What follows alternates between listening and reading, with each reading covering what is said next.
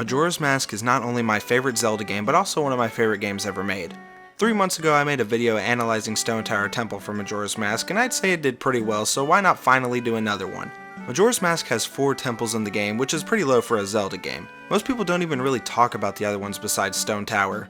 So I think the question has to be asked, are the rest of the temples in the game even good? Well, ladies and gentlemen, that's what I'm here to figure out. While today we're only looking at the first temple in the game, Woodfall Temple, if this video does decently, we'll take a look at Snowhead and Great Bay temples in future videos.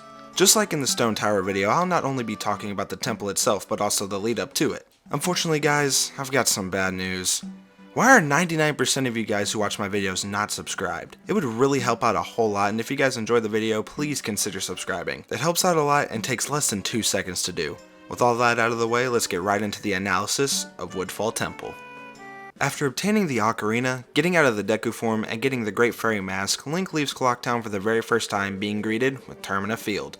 While not as cool and vast as Hyrule Field from Ocarina of Time, Termina Field still feels like it belongs here and gets you to each different area of the game pretty well. Our destination is the Southern Swamp, and as Link starts walking towards the entrance, he sees a little drawing on the side of a tree. It's a drawing of Skull Kid, and it cues one of my favorite cutscenes in the game. It shows how the two fairies, Tattle and Tail, met a sad little Skull Kid and how they all became friends. It's honestly a very heartfelt scene all the way until it shows when Skull Kid finds Majora's Mask. Skull Kid is one of those video game antagonists that I actually feel super bad for. All the dude wanted was friends, but he goes and throws it all away because of a stupid mask. After that, there's a little section where there's a piece of heart, some archery minigame, and of course, the weirdest character in all of Zelda, Tingle. While you originally meet him in Clocktown, I usually don't start buying maps from him until this point in the game.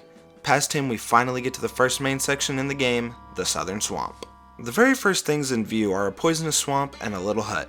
Inside the hut is a guy who goes on and on about a boat cruise, along with giving us the pictograph box. So fun fact, he actually doesn't give you the pictograph box, and didn't do research, but he doesn't, so there, my bad.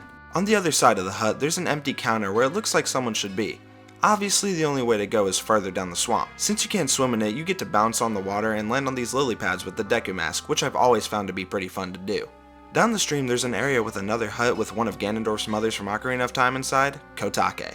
She runs the Magic Hag Potion Shop, and her sister, Komei, is the one who usually runs the boat cruise. That's not too important now, as our next destination is a little Lost Woods type area with a cute little monkey to guide you.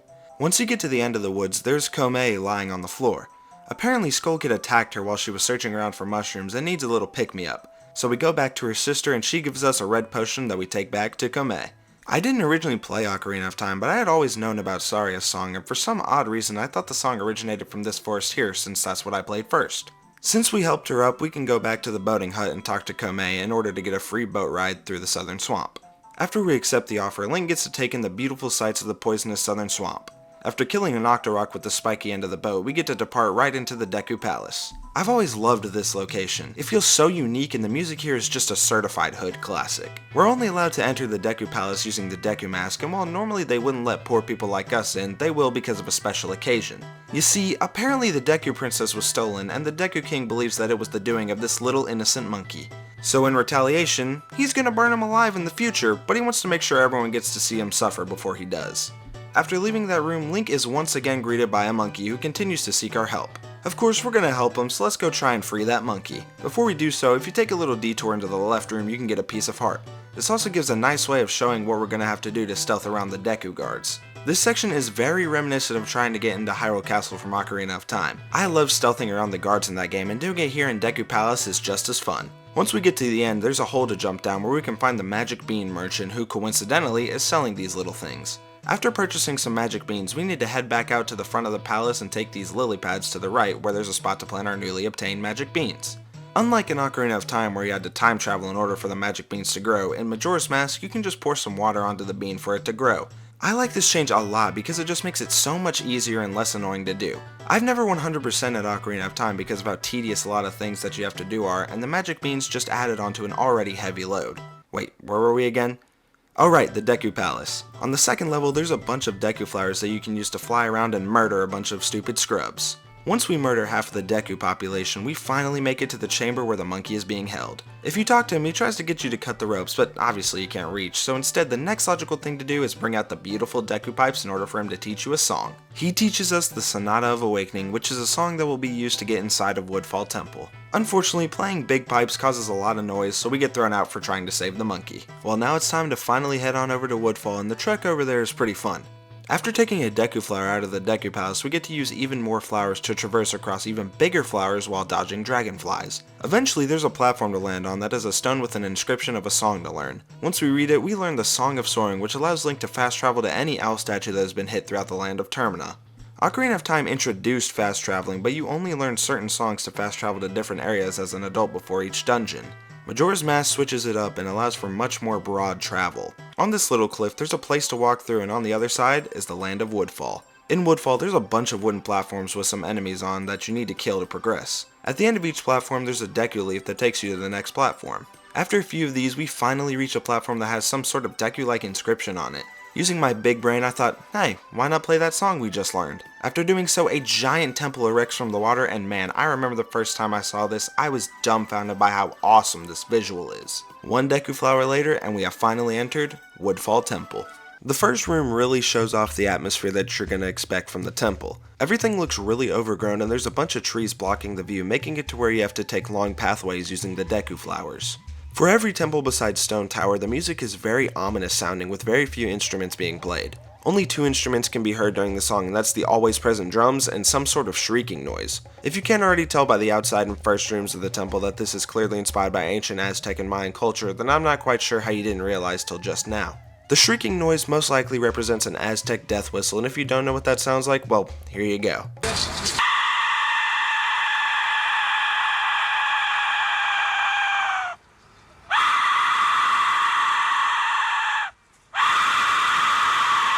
Yeah, pretty creepy all things considered, and believe it or not, these were actually used to catch unsuspecting targets off guard before they battled others. Back to this first room, which has a couple of stray fairies to get, which are made easy using the Great Fairy Mask. Something I didn't know until like a year ago is that when there are pink particles coming out of the back of the mask, that means that there's a stray fairy in the room. I don't know why I didn't know this for the longest time, but hey, it's useful, so I'm glad I know it now. The next room will become the main central room throughout the rest of the temple. There's some poisonous water along with something in the middle of the room that won't be used for quite some time. Probably should have explained this earlier, but just in case you're not aware, each temple in Majora's Mask has stray fairies scattered throughout, and when you get all of them, you have to take them back to a broken Great Fairy in order to get a reward.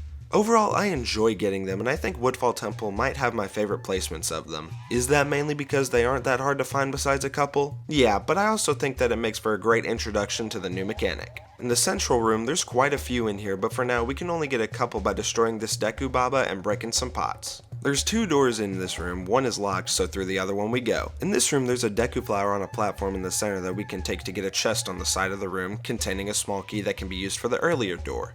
This room is also home to the fairy that I forget to collect the most, as you have to simply shoot down this wasp's nest on the wall. I don't know why I always forget it because of how easy it is to get, but I can't even remember it exists half the time. While we're here, let's go ahead and check out what's through this door here. In here, there's a couple of snappers that can easily be taken out with the use of the Deku flower. I've always found the mechanic of jumping out of the Deku flower at the right time to defeat an enemy super satisfying to do.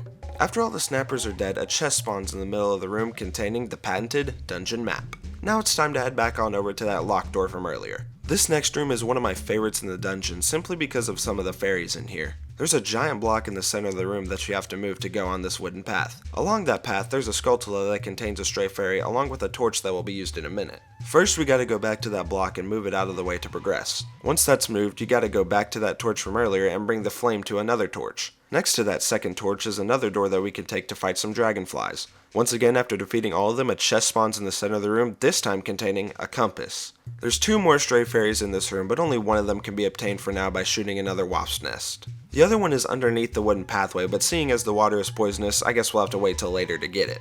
Continuing onward, we need to bring the flame with the Deku stick all the way up to this spiderweb in order to burn it. Once that's done, we can climb up the stairs into a very dark room with some black bows. Yes, that's her actual name. Anyways, in order to bring some light back into the room, we can light a bunch of torches which opens up a door to get us out. Along the way, if you kill all the black bows, then you're rewarded with a chest that has another stray fairy inside of it.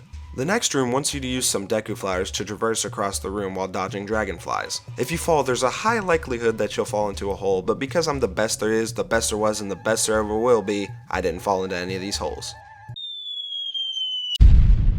On the other side of the room, there's a staircase that leads back into the central room, but this time we're on the second floor. Immediately there's a button to be pressed which spawns in some ladders, so if we fall we can get back up. There's also another door in this room that takes us to another room we've already been to, and now we have access to other doors that contain mini-bosses. Just like in Dodongo's Cavern from Ocarina of Time, we come across a little Lizalfo to take down. I honestly really like fighting these guys, and while they aren't the hardest thing in the world, they're still fun to fight. After getting that old raggedy boss out of the way, we finally get to this temple's item, the bow. Obviously one of the most fun items to use in any Zelda game, and it's super fun to use here. Once you exit the mini boss room area, there's an eye in the distance, and obviously if you got some sort of long range weapon, we gotta shoot some eyes out. Once you do that, the platform with the Deku flower in the middle starts to rise, allowing you to make it to the other side of the room with a door. Through that door is another mini boss, and it's a gecko on top of a snapper. You gotta use the Deku flower to flip the gecko off the snapper, and then use your bow to snipe the gecko off the walls and ceiling. Honestly, I'm not too big a fan of this boss fight. It's not awful, but honestly I wish this one was a bit shorter. It feels a bit repetitive, but nonetheless, after beating him, a door opens which has a chest in it that contains the boss key. Also, after defeating the boss, he turns into a little frog that is used for the Don Garros side quest. If you don't know what that is, basically you get a mask from a freezing Goron and you have to go around to a bunch of different frogs and reunite the frog choir. After retrieving the boss key, it's time to head back to the central room for a few things. First off, we gotta shoot arrows through the fire in order to open up that platform in the middle of the room, and when you do that, it starts spinning in the center of the room. Now with the platform arisen, all the water in the temple is back to normal, allowing us to go back into a room from earlier to get that fairy under the wooden platform. Next, Link's gotta use his bow and arrow to shoot his arrows through fire to light another torch. That then opens the door, but before we go in there's a button next to that torch that spawns in a chest with another stray fairy. Now with that door open, we can finally access the room right before the boss. In here are the rest of the stray fairies just sitting here, so not too hard to get. In this room there's some pillars that are engulfed in flames, and if you shoot this crystal looking thing they go away. With them gone, we can use these Deku flowers to fly all the way to the boss door. In here is the boss of Woodfall Temple, the masked jungle warrior, Odalawa. Even further proving the fact that Woodfall Temple is based off of ancient Mayan and Aztec cultures, the fact that Odalawa's armor is heavily based off of those cultures.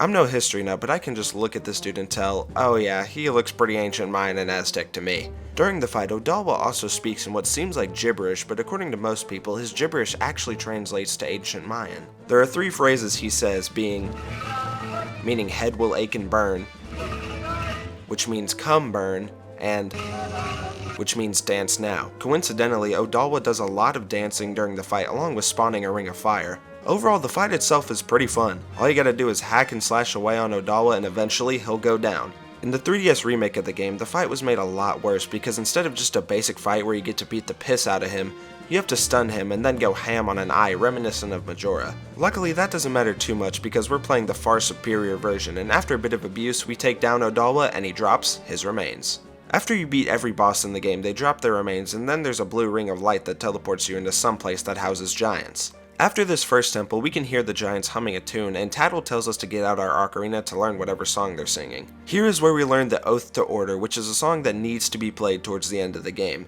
And with that, our journey through Woodfall Temple is done, but there's a little bit more to be done before I'm done talking about this place.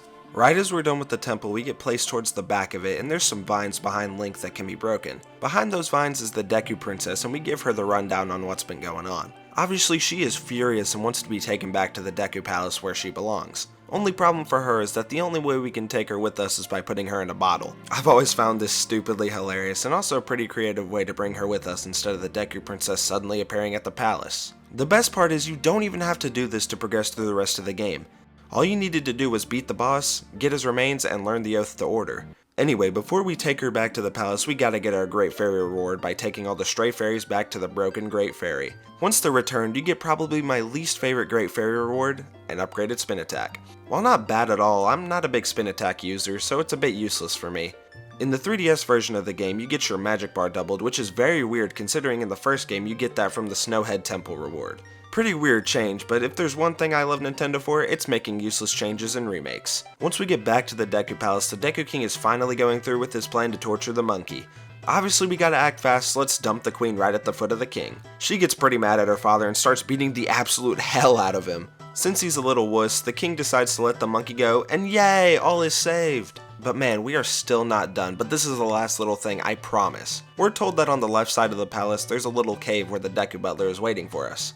He wants to race us very similar to the Dampy race in Ocarina of Time, and we'll get a reward for doing so. I prefer this race to the Dampy race mainly because I think that the obstacles are more unique and are themed better. Also, you don't have to dodge freaking fire being dropped by the person you're racing against, unlike that stupid idiot Dampy. Once you complete the race, he gives you the Mask of Sense, which is by far the ugliest mask in the game. It's honestly pretty useless, but you need it for the Fierce Deities masks, so that's useful, I guess. The Butler also talks about how racing Link reminds him of racing with his son. Even sadder is that during the credits of the game, you can see the Deku Butler crying at the foot of a little tree we saw towards the start of the game, insinuating that it was his son. Okay, now I'm done talking about everything, but now we have to get to the most important part of the video. Yeah, the tier list that hasn't been touched in about 3 months has finally returned. All in all, I think Woodfall Temple is one of the better starter temples in all of Zelda. Most of them are pretty basic, of course, but I think Woodfall has a bunch of things that make it pretty great. Now, a lot of my thinking is probably based off the fact that Majora's Mask is my favorite Zelda, but I don't care, and I think that Woodfall Temple is going to get a B tier on the tier list. Well, there you go, there's Woodfall Temple analyzed. I had a lot of fun putting this script together and researching the topic.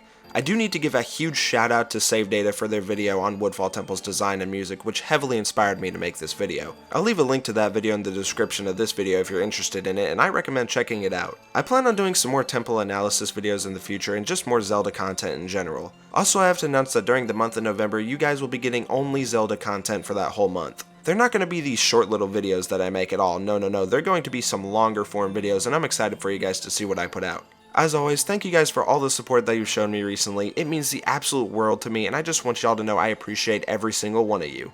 If you enjoyed this video, be sure to like and subscribe so that we can grow the Jikby name and put it in many more households. Also, if you want to watch another dungeon analysis video of mine, I'll link the Stone Tower Temple analysis below if you're interested. But anyways, be good people and have a phenomenal rest of your day.